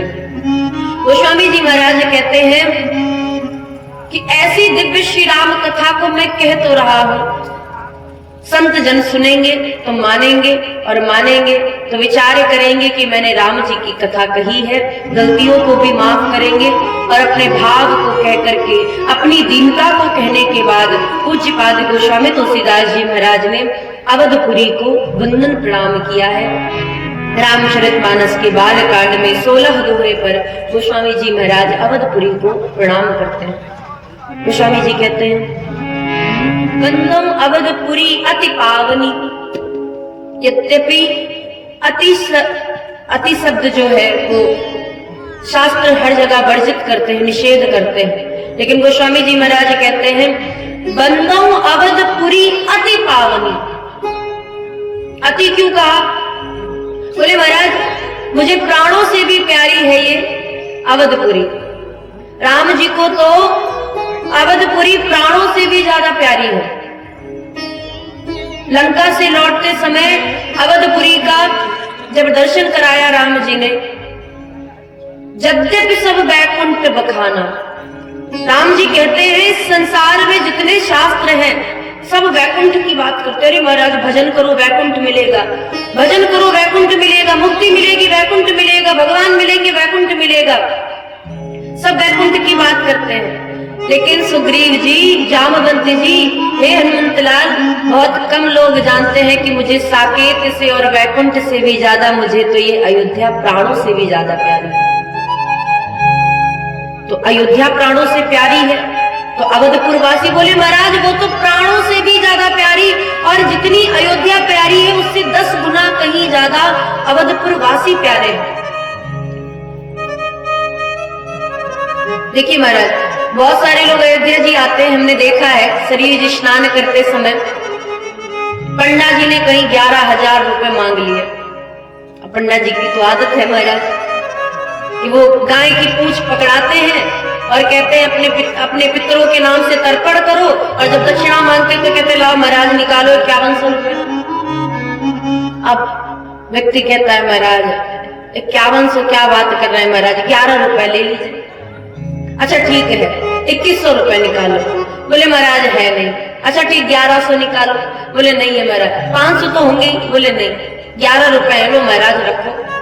पंडा जी को 11 रुपए पकड़ा करके चले आते हैं और रास्ते भर अनाप शनाप बकते हुए आते हैं, बड़े पंडा ये है, बड़े पंडा वो है। बताओ इतना पैसा, अरे पैसा मांगा तो महाराज जबरदस्ती साइन तो नहीं करवा लिया, प्रॉपर्टी तो नाम नहीं करवा ली, और अपशब्द कहते हुए पंडा जी को चले आते हैं घर तक। बहुत बड़ा अपराध है। जब राम जी ने अहिल्या जी का उद्धार किया तो अहिल्या के उद्धार के पश्चात राम जी के मन में कहीं ना कहीं ग्लानि हो गई, पाप बैठ गया कि अरे मैंने एक ब्रह्मर्षि की पत्नी एक स्त्री के माथे पर अपना चरण रख दिया, और माथे पर जब चरण रखा, एक तो महाराज ब्रह्मर्षि की पत्नी ब्राह्मणी, मैं क्षत्रिय कुल में जन्मा, मैं पुरुष वो स्त्री माता के समान, और उसके बाद मैंने एक स्त्री के माथे पर अपने चरण को रख दिया, मुझे बड़ा पाप लगा। तो ठाकुर जी आगे बढ़े, जनकपुर जा रहे थे तो रास्ते में गंगा जी मिली, गंगा जी में स्नान किया, और स्नान करने के बाद गंगा जी के किनारे जो पंडा थे उन पंडा को भगवान ने दक्षिणा दी। इतना दान किया, यद्यपि राम जी ने धारण तो कुछ नहीं किया था, लेकिन भगवान ने अपनी ओर से उन पंडा को इतना कुछ दान में दिया कि पंडा के महाराज आने वाली कई पीढ़ियों तक का भंडार भर गया। अब जब राम जी देंगे तो भी भंडार नहीं भरेगा महाराज। तो आप विचार करो कि ब्राह्मणों के समान ही पंडा को, आजकल लोग पंडित जी को बड़े हल्के में लेते हैं, लेकिन शास्त्र कहते हैं आप किसी भी नदी के किनारे जा रहे हैं, जिस नदी के किनारे अगर पंडा आपको नहीं दिख रहा तो उस घाट में मत नहाइएगा, बड़ा पाप लगेगा महाराज। और लोग वही घाट ढूंढते जिसमें पंडा जी ना हो। बोले महाराज उस घाट में पंडा नहीं, चलो चलो स्नान करके आते। दोष लगता है महाराज, शास्त्र निषेध करते हैं, वर्जित करते हैं। ऐसे घाट पे स्नान नहीं करना चाहिए जिसमें पंडा ना हो, और अगर पंडा है आजकल तो लोग दान दक्षिणा लेके जाते ही नहीं महाराज, कहीं कहीं गांव की माताएं लेके जाती है थोड़ा बहुत सीधा सामान समझ रहे ना महाराज, सीधा सामान जिसमें आटा दाल चावल कच्चा अनाज रहता है। आजकल लोग लेके नहीं जाते, लेकिन पहले माताएं, आज से 6-7 साल पहले भी माताएं जब सरयू जी स्नान करने जाती थी तो 4 बजे ही माताओं का झुंड समूह जा रहा होता था और भजन गाती हुई जाती थी, लोकगीत या भजन वगैरह गाते हुए जाए और सरयू जी में स्नान करे, और जो घर से लेकर के जाती थी वो दान करती थी। और यही होना चाहिए महाराज नियम। हम तो हर जगह ये निवेदन करते हैं। अब तो अयोध्या जी का स्वरूप ही बदल गया महाराज, पहले तो त्याग की भूमि थी अयोध्या जी, अब तो आधुनिक अयोध्या जी हो गई। ठीक है, समय के साथ परिवर्तन संसार का नियम है, जरूरी भी है, विकास इसे ही कहते हैं महाराज, बात उसकी नहीं है। बात ये है कि हमें अपने धर्म का त्याग नहीं करना चाहिए। आजकल माताएं जाती हैं, रिक्शे पे बैठी हैं, पैदल जा रही है, कोई भजन नहीं गा रहा, लेकिन कभी भी अयोध्या जी जाइए, जब आप 7-8 माताएं मिलकर के जाते हुए भजन गाते तो बड़ा अच्छा लगता है महाराज हम तीर्थ में रह रहे हैं। नियम भी यही है। तो सरयू जी में जाए, उस घाट पे स्नान करें जहां पे पंडा है, और जहां पे पंडा है, अगर आप चाहते हैं कि आपके घर में अनाज भरा रहे, अन्न की पूर्ति रहे, अन्न कभी कम ना हो, तो अपने घर से सीधा सामान लेकर के जाइए। भले 1 पाव चावल लेके जाइए, थोड़ा सा आटा लेके जाइए, सब्जी लेके जाइए, नमक लेके जाइए महाराज। नमक दान सभी लोग करते हैं और नमक का दान करना भी चाहिए। मीठा हो गया, गुड़ हो गया, ये सीधा सामान देना चाहिए महाराज। और जब माताएं सीधा सामान पंडा जी को दे तो पुरुषों का ये कर्तव्य है कि उन पंडा जी को बिना दान दक्षिणा दिए वापस नहीं आना चाहिए।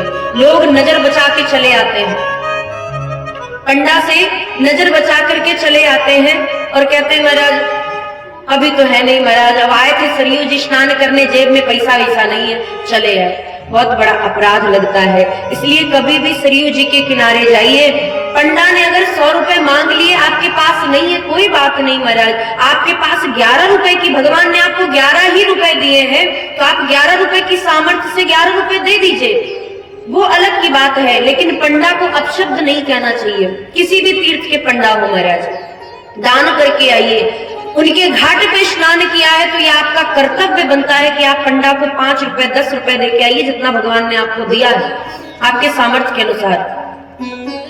इसलिए इन समस्त बातों को कहने का तात्पर्य यही है कि जो अवधपुर वासी है, गोस्वामी जी से किसी ने पूछा, बोले महाराज आपको याद नहीं, उन्हीं अवधपुर वासियों ने जानकी जी के ऊपर कलंक लगाया था, सी निंदक, ये अवधपुर वासी ही थे। गोस्वामी जी ने कहा हमें तो नहीं पता महाराज, कहाँ लिखा है? बोले वाल्मीकि रामायण में लिखा है। बोले वो वाल्मीकि जी के राम जी थे, हमारे राम जी ने जब अवतार लिया, हमारे राम जी ने जब चरित्र किया, तो हमारे राम जी ने जानकी जी को वन कभी भेजा ही नहीं। रामचरितमानस में कहाँ लिखा है कि राम जी की जानकी जी वन को गई? कहाँ लिखा है कि राम जी के जो पुत्र हुए लवकुश वो वन में हुए थे, वाल्मीकि जी के आश्रम में हुए थे? वो वाल्मीकि जी के राम जी थे, ये हमारे राम जी हैं। इसलिए रामचरितमानस में कहीं पे भी जानकी जी के दोबारा बन जाने की बात गोस्वामी जी ने कही ही नहीं है। तो किसी ने पूछा, बोले महाराज सीता जी की निंदक तो थे, सीता जी की निंदा तो की? बोले हाँ, उसका भी उत्तर देते हैं। भले ही सीता जी की उन्होंने निंदा की हो, लेकिन रामचंद्र जी ने उन पुरवासियों को जानकी जी से भी ज्यादा, प्राणों से भी ज्यादा प्रेम किया। अभी आपने देखा होगा इलेक्शन हुआ था और अयोध्या जी से सभी को पता है महाराज, तो उसमें हुआ क्या? लोग बड़ी निंदा करने लगे अवधपुर वासियों की कि देखो महाराज ये तो अवधपुर वासी वही है जिन्होंने जानकी जी की निंदा की थी। कभी नहीं कहना चाहिए महाराज, किसी भी तीर्थ के निवासी की किसी व्यक्ति को निंदा नहीं करनी चाहिए। यहाँ तक कि हमारे अयोध्या जी के संत कहते हैं अगर तुम भी अवधपुर वासी हो तो तुम्हारा भी अधिकार नहीं कि तुम अपने ही बगल के पड़ोसी की निंदा करो महाराज। राम जी को अवधपुर वासी, जितना तुम्हें राम जी मानते उतना ही तुम्हारे पड़ोसी को भी मानते, इसलिए कभी भी अवधपुर वासियों की निंदा नहीं करनी चाहिए।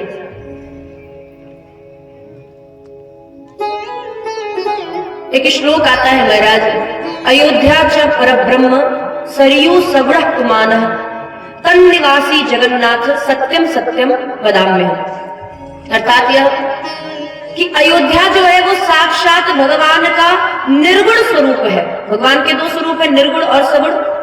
तो अयोध्या जो है वो भगवान का निर्गुण स्वरूप है। अयोध्या जब परब्रह्म, साक्षात परब्रह्म के स्वरूप अयोध्या है। सरयू सगुण पुमानः, भगवान का जो सगुण स्वरूप है वो साक्षात श्री सरयू माता है। ठाकुर जी ने अवतार लिया सरयू जी के रूप में, साक्षात सगुण रूप में। और तन निवासी जगन्नाथ सत्यम सत्यम वदाम्यहम्। और अवधपुर वासी जो है, जो अवध में रहने वाले, जिनको ये प्रमाण पत्र मिल चुका है कि ये अवधपुर वासी हैं, वे साक्षात जगन्नाथ भगवान के स्वरूप हैं। अब आप विचार करो, जिस श्लोक में ये कह दिया गया हो कि तन निवासी जगन्नाथ, आप जगन्नाथ भगवान की निंदा कैसे कर सकते हैं महाराज? और जगन्नाथ को भी ये अधिकार नहीं कि वो दूसरे जगन्नाथ की निंदा करे। इसलिए गोस्वामी जी महाराज ने कहा, प्रणवो पुर नर नारी बहोरी ममता जिन पर प्रभु ही न थोरी। मैं ऐसे अवधपुर वासियों को वंदन प्रणाम करता हूं जिन पर भगवान की ममता थोड़ी नहीं अर्थात बहुत ज्यादा है। अगर हम वाल्मीकि रामायण की कथा को भी पढ़ते हैं, सुनते हैं, तो उसके अनुसार भी हमारे जीवन में हमको यही समझना चाहिए कि ठाकुर जी ने जानकी जी का एक बार भले ही त्याग कर दिया हो, वनवास की ओर भेज दिया, लेकिन रामचंद्र जी ने अवधपुर वासियों का त्याग कभी नहीं किया। अब बात रही 14 वर्ष वनवास जाने की, जब राम जी वन जा रहे थे और 14 वर्ष के लिए अवधपुर वासियों को छोड़ा, तो इसलिए छोड़ दिया ताकि अवधपुर वासियों को कष्ट ना हो। हम तो जा रहे हैं, हम तो वन में रहेंगे, कष्ट में रहेंगे, और हमें दुखी देखकर अवधपुर वासी हमसे 4 गुना ज्यादा दुखी होंगे। इसलिए राम जी ने, भगवान ने अपनी ही माया को प्रेरित करके अवधपुर वासियों को सुला दिया। तो ये अवधपुर वासी है। प्रणवो पुर नर नारी भोरी ममता जिन पर प्रभु ही न थोरी। जब ठाकुर जी साकेत धाम जाने लगे तो अपनी पूरी प्रजा को लेकर के गए। भगवान कृष्ण ने ऐसा नहीं किया महाराज, अपने ही वंश को लड़वा दिया महाराज। आने जितने पोता के पोता थे महाराज, जो ठाकुर जी के ही वंशज थे, यदुवंशी थे, उन सभी यदुवंशियों को आपस में ही लड़ा करके वहीं पे उनके शरीर को समाप्त करवा दिया और ठाकुर जी चले गए अपने गोलोक धाम। लेकिन अवधपुर वासियों को लेकर के ठाकुर जी साकेत धाम गए। इसीलिए एक बड़ा ही सुंदर पद है, भजन है, सभी को याद भी होगा। ये उस भजन के माध्यम से अवधपुर को हम प्रणाम करें। किसी ने पूछा, बोले महाराज राम जी को भी तो प्रणाम किया जा सकता था, राम जी तो राजा है। अच्छा, अयोध्या जी के राजा कौन है महाराज? किस किस को पता है कि अयोध्या जी के राजा कौन है? राम जी है। अयोध्या के राजा राम जी हैं? नहीं, अयोध्या के राजा राम जी नहीं, अयोध्या के राजा श्री हनुमान जी। आपने कभी देखा हो, विचार किया हो, देखा तो सबने है, हनुमान जी महाराज हनुमानगढ़ी पे विराजमान है। और पूरे भारतवर्ष में, पूरे भारतवर्ष की बात जाने दीजिए, पूरे विश्व में अयोध्या जी का एकमात्र हनुमानगढ़ी मंदिर ऐसा है जहां राम जी से भी ऊपर बैठे हैं हनुमान जी। नहीं तो हर जगह आपको हनुमान जी नीचे ही बैठे मिलेंगे, पहले तो चरणों में मिलते हैं। अगर कहीं अलग से मंदिर मिल गया तो राम जी ऊपर हनुमान जी नीचे। तो हनुमानगढ़ी पे हनुमान जी महाराज ऊपर क्यों बैठे हैं? क्योंकि वही अयोध्या के राजा।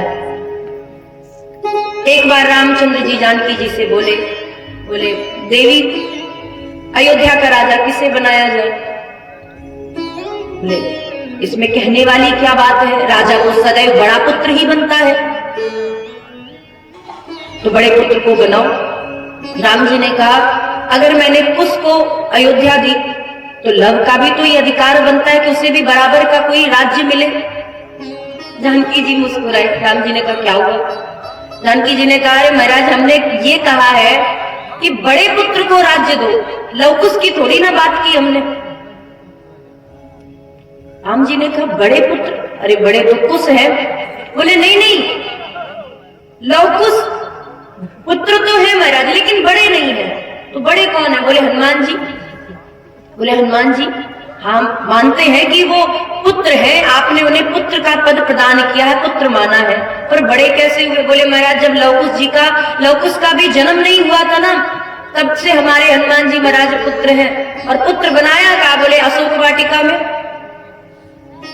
तो जब मैंने अशोक वाटिका में हनुमान को पुत्र कहकर के संबोधित किया, तब से तो हनुमान जी हमारे बड़े पुत्र हुए, तो बड़े पुत्र को राज्य मिलना चाहिए। तो इसमें सोचने वाली क्या बात है, हनुमान जी को राजा बनाओ महाराज।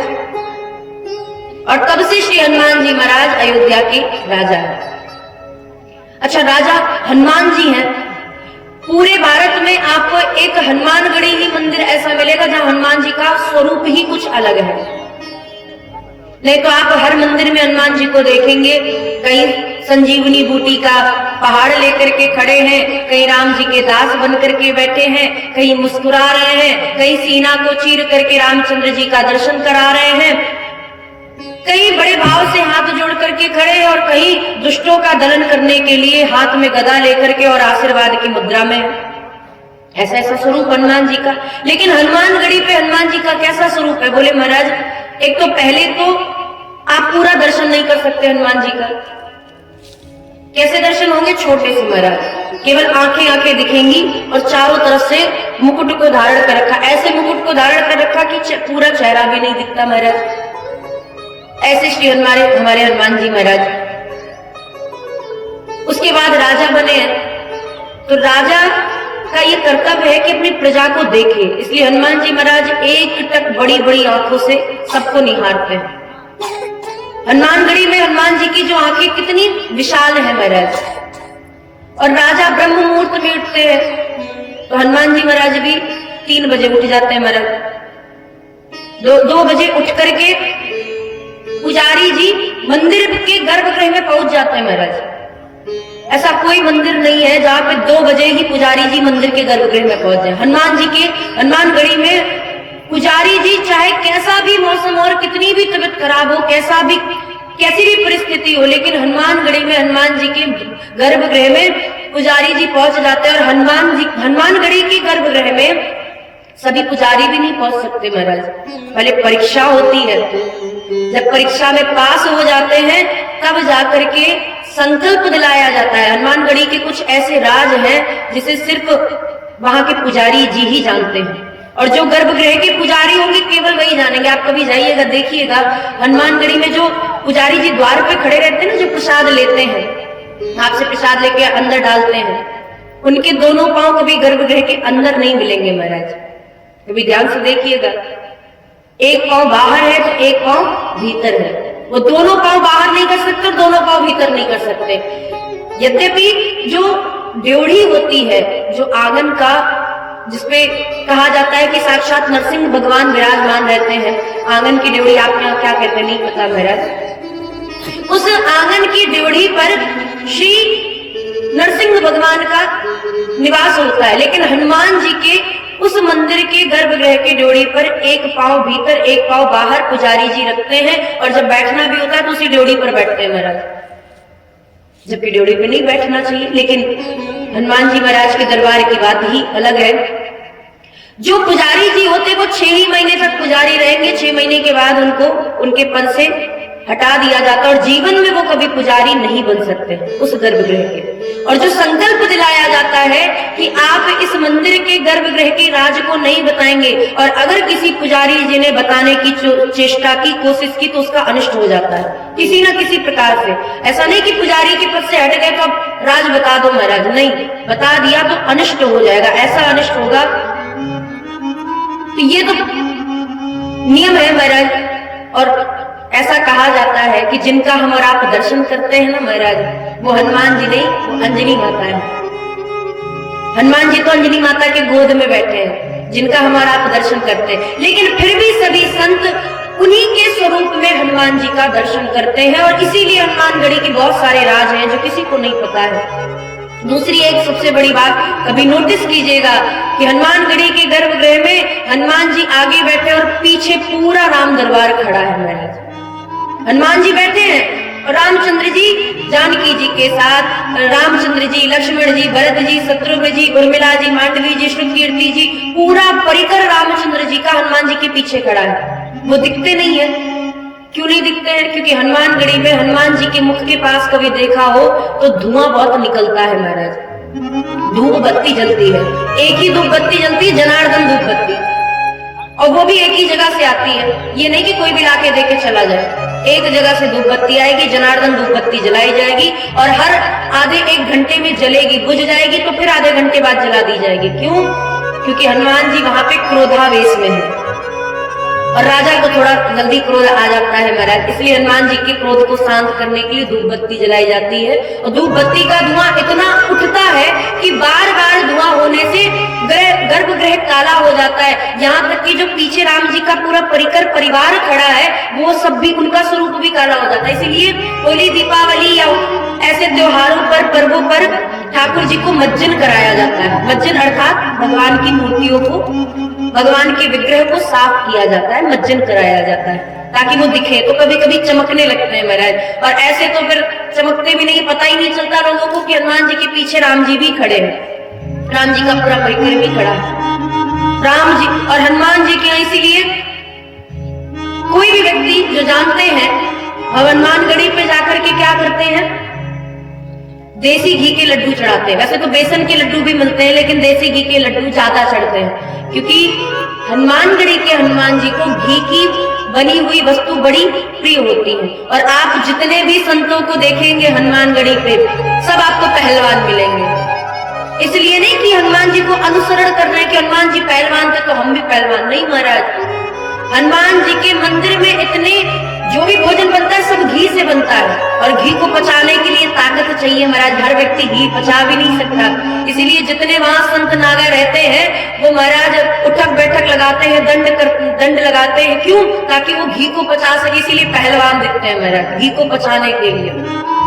और कुछ हनुमान जी महाराज को ऐसा भोग है जो बहुत प्रिय है, जो नित्य प्रति बनता है और हनुमान जी को भोग लगाया जाता है। तो ऐसे श्री हनुमान जी महाराज अयोध्या जी के राजा हैं, और राजा के रूप में हनुमान, इसीलिए आप तो गए होंगे तो सबसे पहले जितने भी लोग आते हैं अयोध्या जी, सबसे पहले हनुमानगढ़ी जाते हैं। अच्छी बात है, जाना भी चाहिए। जिसके नगर में गए उसी के राजा से नहीं मिलेंगे तो राजा साहब बुरा नहीं मान जाएंगे, वो बात तो सही है। लेकिन राजा साहब से मिलने से पहले भी सरयू जी में स्नान करना चाहिए। सरयू जी में स्नान करने के बाद सबसे पहले हनुमानगढ़ी जाना चाहिए। अच्छा, हनुमान जी तो मेन रोड पे दिख जाएंगे आपको, हनुमानगढ़ी का मंदिर का जो शिखर है वो भी दिख जाएगा, और राम जी बड़े कोने में बैठे हैं महाराज। और जहां राजा अपना कार्य कर रहे हो, ऐसे स्थान पर, ऐसे अयोध्या धाम पर हमारे श्री सीता रामचंद्र जी सुखासन में बैठे हैं। आपको यत्र तत्र श्री सीता रामचंद्र जी खड़े विग्रह में दिख जाएंगे, लेकिन अयोध्या जी में बैठे कनक बिहारी सरकार पालकी मार के बैठे महाराज सुखासन पे। बोले जब राजा साहब अयोध्या नगरी को देख रहे हैं तो महाराज हमको काहे को इतनी चिंता करनी, इसलिए पलटी मार के सुखासन पे बैठो। तो हनुमान जी तो सामने है, दिख जाते हैं, कनक बिहारी सरकार छिपे बैठे हैं। अब तो खैर सोशल मीडिया के माध्यम से लोगों को पता चल गया है, लेकिन जब हनुमानगढ़ी पे सावन के समय में या हनुमान जयंती पे भी भीड़ होती थी तो कनक भवन का जगमोहन खाली ही रहता था, ज्यादा भीड़ नहीं होती थी। अब तो भीड़ होने लग गई महाराज। ऐसे श्री हमारे हनुमान जी महाराज जो अयोध्या के राजा है, गोस्वामी जी ने कहा कि गोस्वामी जी से किसी ने कहा आपने अयोध्या जी को प्रणाम किया, अवधपुर वासियों को प्रणाम किया। अरे करना तो ये चाहिए कि अयोध्या के राजा को प्रणाम करो आप पहले, तो आपने अयोध्या के राजा को प्रणाम क्यों नहीं किया? बोले महाराज जिस समय हमने राम जी को प्रणाम किया, अवधपुर वासियों को प्रणाम किया, अयोध्या जी को प्रणाम किया, उस समय हमारा ये कर्तव्य था कि हम राम जी को थोड़ा सा रिझाएं। तो रिझाने के लिए वो काम करना चाहिए जो सामने वाले को प्रिय हो। तो राम जी को कौन सा कार्य प्रिय है? बोले अयोध्या तो भगवान को प्रिय है ही, लेकिन अवधपुर वासी उससे भी ज्यादा प्रिय है। इसलिए मैंने ना राम जी के परिवार में से किसी को प्रणाम किया, ना राम जी को प्रणाम किया, ना राजा साहब को प्रणाम किया। मैंने सबसे पहले अयोध्या के बाद अवधपुर वासियों को प्रणाम किया। और नाम भी कितना सुंदर महाराज, अयोध्या, अवधपुर। और गोस्वामी जी महाराज को अयोध्या नाम उतना अच्छा नहीं लगा महाराज, इसलिए गोस्वामी जी ने अयोध्या नाम 2 से 3 बार ही रामचरितमानस में लिया है, हर जगह अवधपुर कहते हैं। बंदो अवधपुरी अति पावनी। सबसे पहले तो अवधपुरी का नाम लिया तो यहीं पे ले लिया, अवधपुरी जहां पे किसी का वध ना हो, जहां पे कोई वध के योग्य ना हो, जहां पे कोई किसी का वध ना कर सके, अयोध्या। और इसीलिए अयोध्या जी में कोई कोर्ट नहीं है महाराज, लड़ाई होती नहीं तो कोर्ट होगा कहां से। ऐसी हमारी श्री अयोध्या अवधपुरी। गोस्वामी जी को अवध नाम बड़ा प्रिय लगता है, इसलिए अयोध्या को गोस्वामी जी ने प्रणाम किया, अवधपुर वासियों को प्रणाम किया। माता कौशल्या जी को सबसे पहले प्रणाम करके श्री कैकेयी जी, सुमित्रा जी को प्रणाम किया, दशरथ जी को प्रणाम वंदन करके चारों भाइयों को अर्थात तीनों भाइयों को प्रणाम किया। हनुमान जी महाराज को गोस्वामी जी वंदन प्रणाम करते। महावीर बिलवो हनुमान महाराज। पूरे रामचरितमानस में रामचंद्र जी ने अगर किसी की प्रशंसा की है तो वो श्री हनुमान जी महाराज है।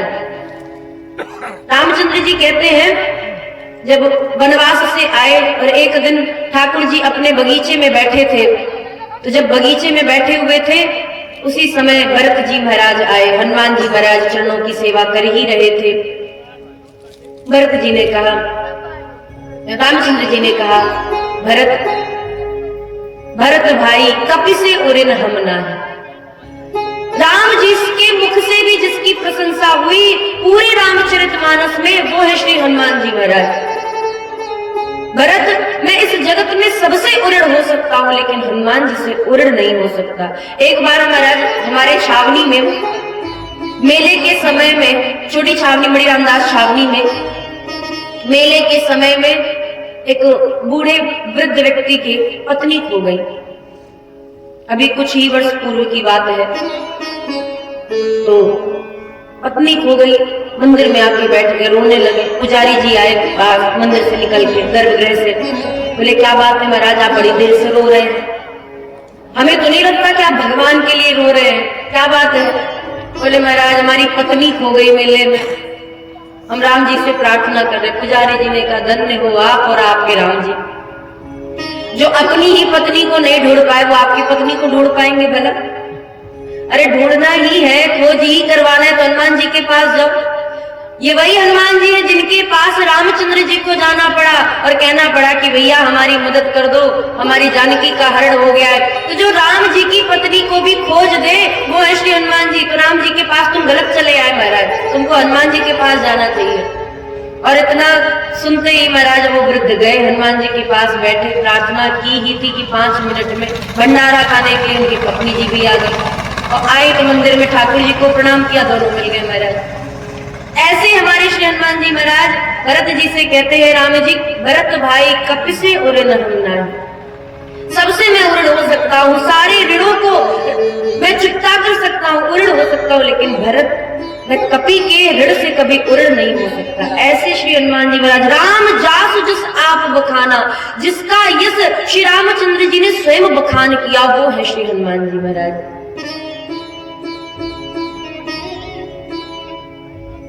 अगर रामचंद्र जी आगे कहते ना महाराज लक्ष्मी जी को बुलाना है तो भगवान विष्णु जी के साथ बुलाओ, और राम जी को बुलाना है तो हनुमान जी को बुला लो। अगर हनुमान जी आ गए तो रामचंद्र जी भी स्वतः ही आ जाएंगे, क्योंकि राम जी के तो हनुमान जी के तो हृदय में ही रामचंद्र जी विराजमान है। इसलिए ऐसे श्री हनुमान जी महाराज को गोस्वामी जी ने वंदन प्रणाम किया, अवधपुर वासियों को प्रणाम किया, अवध के परिकर को प्रणाम किया, रामचंद्र जी के परिकर को प्रणाम किया। और प्रणाम करने के पश्चात जानकी जी के चरणों में गोस्वामी जी महाराज आते हैं। जानकी जी को वंदन प्रणाम करने के तत्पश्चात राम जी को प्रणाम करते हैं। जनक सुता जग जननी जानकी अतिशय प्रिय, एक प्रिय, एक अति प्रिय और एक अतिशय प्रिय। रामचंद्र जी को जानकी जी कैसी प्रिय है, बोले अतिशय प्रिय, अतिशय प्रिय करुणा निधान की। अच्छा करुणा निधान क्यों कहा? गोस्वामी जी महाराज कहते हैं भैया राम जी का ये जो करुणा निधान नाम है ना, ये बहुत सीक्रेट वाला नाम है, ये सबको नहीं पता है। किसको किसको पता है? बोले ये नाम जानकी जी ने, ये जो करुणा निधान नाम है जब जानकी जी पुष्प वाटिका में पूजा करने के लिए पहुंची पार्वती जी के मंदिर में, बस हाथ जोड़ लिया, मां आपको तो सब पता है, मोर मनोरथ जाना उन्हीं के, बसों सदा उरपुर सभी के।